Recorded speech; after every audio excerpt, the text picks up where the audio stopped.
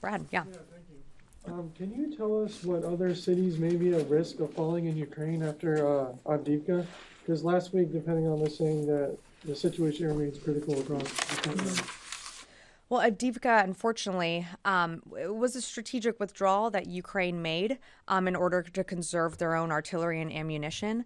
Um, Look, if we don't get the supplemental, I outlined that at the very top, but if we don't get the funding needed from the Senate, from the House to pass the Senate supplemental, we will not be able to provide these critical PDA packages. And Ukraine will have to make choices and decisions on what cities, what towns they can hold with what they have and what partners can continue to supply them. I can't forecast that from here. It's really the Ukrainians' decision to speak to.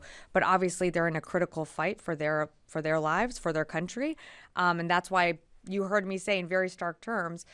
That's why we need the supplemental immediately, and we've been saying that and sounding these alarm bells since October. And so we're going to continue to urge Congress to do its job. There's no other cities that are under threat right now. Like, I mean, beyond- they're in a current war right now. Of course, there are other under cities under fire, under threat. I would direct you to the Ukrainians. I'm sure they're not going to give you their battle plans, but absolutely, they're on the front lines, fighting every single day to hold every single inch of territory. But I can't speak to each specific city.